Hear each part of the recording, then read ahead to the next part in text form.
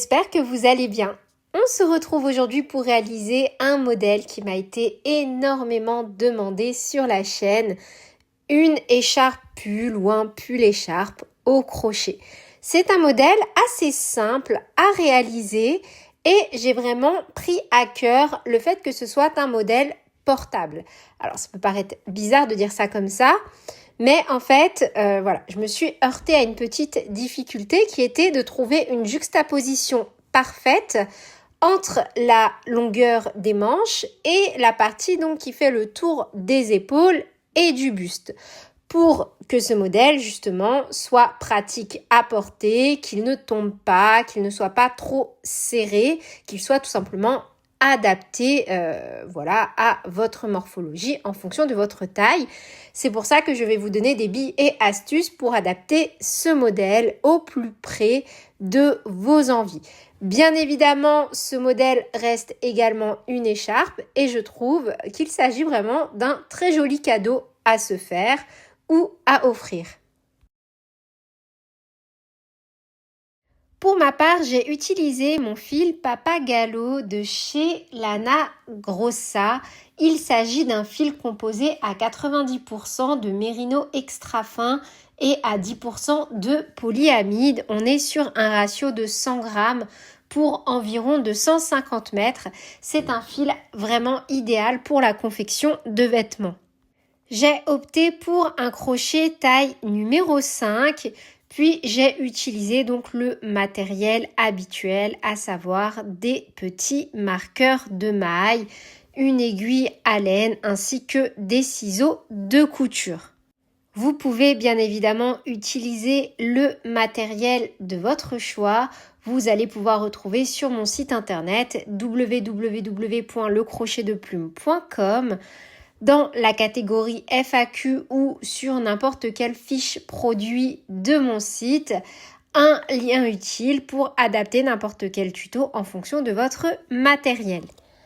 La fiche PDF est également disponible sur le site internet ou en cliquant sur le petit i en haut à droite. Pour les membres ayant souscrit à la chaîne, n'oubliez pas de télécharger vos 2 PDF offerts au choix sur le site. Pour plus d'informations, rendez-vous en description. Sur ce, on est parti avec le tutoriel.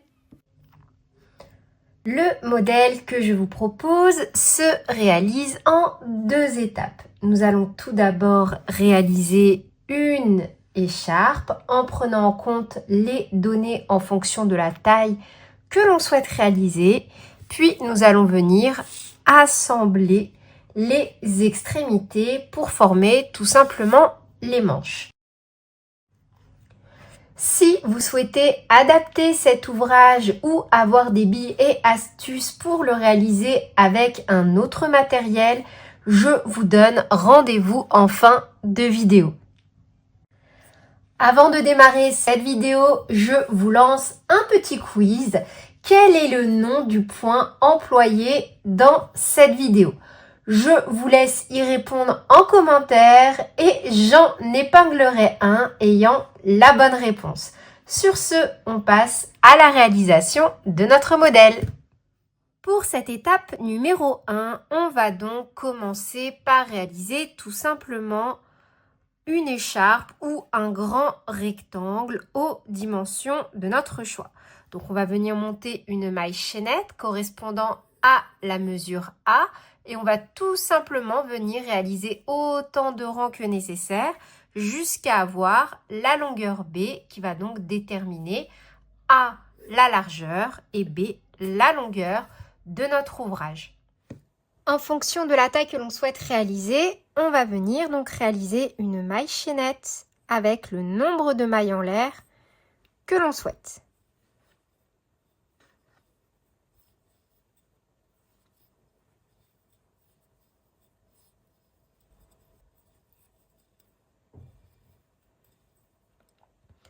On tourne la chaînette, on saute la première maille, un jeté, on pique donc dans la deuxième à partir du crochet et vraiment au niveau de la boucle à l'arrière. On ne pique ni dans le brin avant ni dans le brin arrière, mais vraiment au niveau de la boucle à l'arrière afin d'avoir de jolies finitions. Et on vient tout simplement faire donc une demi-bride que l'on peut venir marquer. Si vous débutez le crochet, je vous recommande fortement de venir marquer la première maille de chaque nouveau rang. Et on va tout simplement faire une demi-bride dans chaque maille de la chaînette.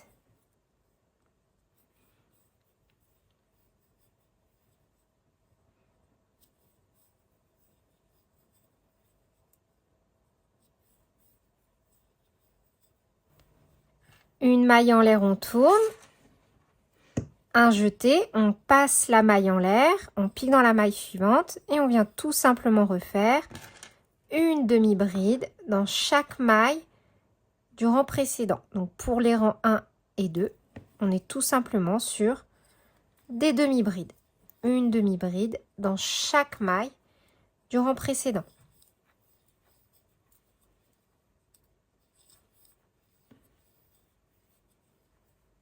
Pour le rang numéro 3, une maille en l'air, on tourne, un jeté, on passe la maille en l'air, on pique donc dans la suivante, une demi-bride.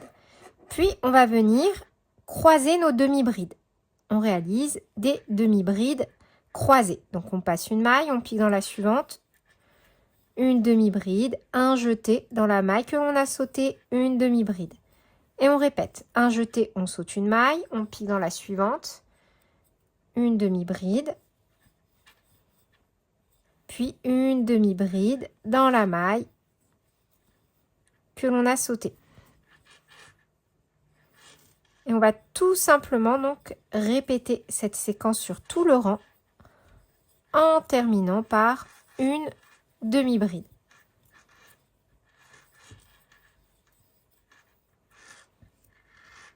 Et on termine donc dans la dernière maille avec une demi-bride, une maille en l'air. Et pour le rang numéro 4, on répète tout simplement le rang numéro 3. Donc on débute avec une demi-bride. Puis on vient tout simplement croiser les demi-brides sur tout le rang en terminant avec une demi-bride.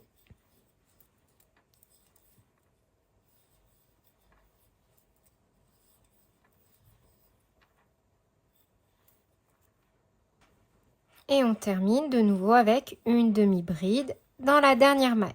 Une maille en l'air, on tourne. Et on va répéter donc nos 4 premiers rangs. On va alterner 2 rangs de demi-bride, 2 rangs de demi-bride croisés, etc. jusqu'à obtenir la longueur souhaitée. À l'écran, vous avez donc le nombre de rangs que vous devez réaliser en fonction de la taille souhaitée. Ensuite, le nombre de centimètres que vous devez obtenir à l'issue de la réalisation de tous vos rangs. Puis va s'afficher de nouveau à l'écran la largeur que vous devez avoir en centimètres en fonction donc du nombre de mailles que vous avez réalisé par rang. Comme ça, vous avez vraiment toutes les billes pour partir en roue libre si vous souhaitez, encore une fois, changer de point, changer de fil, ce que vous voulez. Pour cette étape numéro 2, on va venir tout simplement endroit sur endroit replier notre ouvrage sur chaque extrémité. Peu importe la taille que vous réalisez, on va venir tous assembler 45 cm sur les bords. Si vous souhaitez adapter donc ces mesures, je vous donne encore une fois rendez-vous en fin de vidéo. Pour cette étape numéro 2, on va venir replier nos extrémités endroit sur endroit, comme les images qui s'affichent à l'écran, en comptant 39 rangs, soit un total de 45 cm. Cette mesure va donc venir déterminer la taille de nos manches. Pour ma part, j'ai utilisé des petits marqueurs donc pour venir tout simplement maintenir mes 2 parties, on va dire, correctement alignées, mais on va dire aussi que les changements de couleur dans le fil, je trouve, viennent faciliter cette partie au niveau de l'assemblage. Donc moi, j'ai opté pour un assemblage à l'aiguille, mais vous pouvez très bien le réaliser, si vous le souhaitez, en maille coulée ou en maille serrée. Pour cela, je vous laisserai en description de cette vidéo ou dans l'espace FAQ de mon site internet car j'ai ouvert un espace FAQ pour répondre à toutes les questions qui me sont le plus fréquemment posées, où vous allez donc pouvoir y retrouver de nombreux conseils et astuces, notamment comment venir assembler des pièces au crochet de différentes façons, que ce soit au niveau de bordure de rang, comme là c'est le cas, vous voyez, on n'a pas des mailles bien dessinées, on est vraiment sur une bordure de rang. Donc moi, j'opte pour venir piquer directement dans la première demi-bride à chaque fois du bord de chaque côté et venir faire des petits va-et-vient comme en image.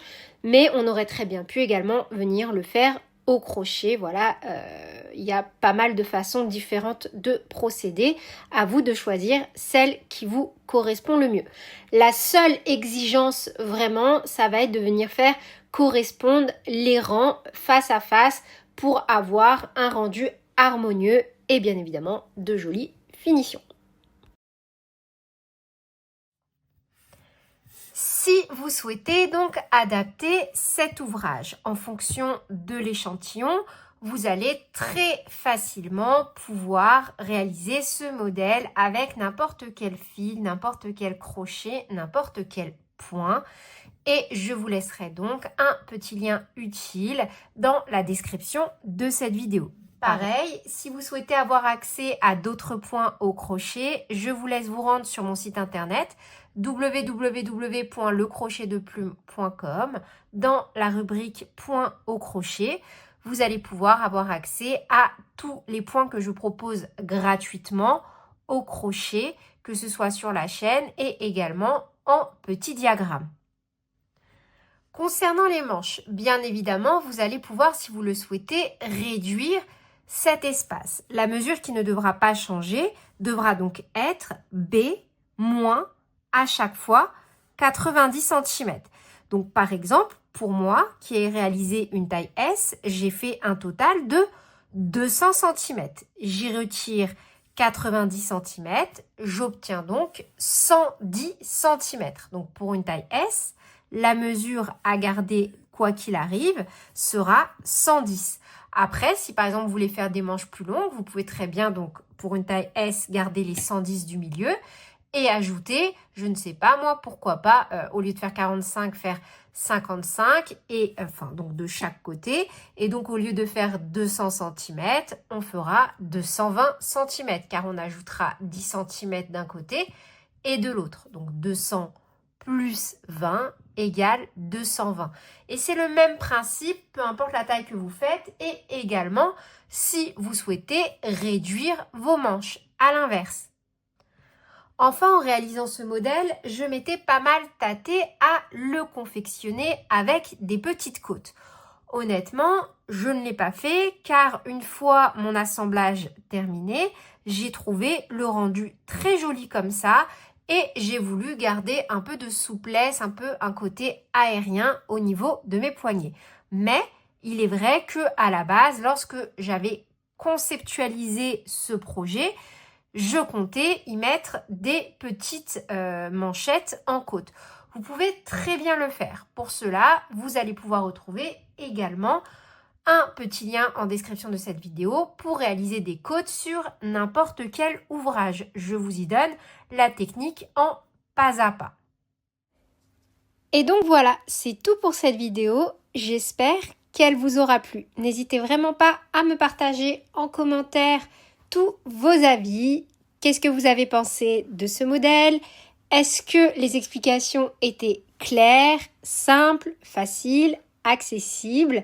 Et est-ce que également vous avez pu facilement adapter ce modèle en fonction donc de votre matériel, de vos goûts et de vos envies? Merci également pour la petite participation au quiz. J'ai vraiment hâte de vous lire. Sur ce, plein de bisous. Prenez bien soin de vous et à très bientôt pour de nouveaux tutoriels. Salut!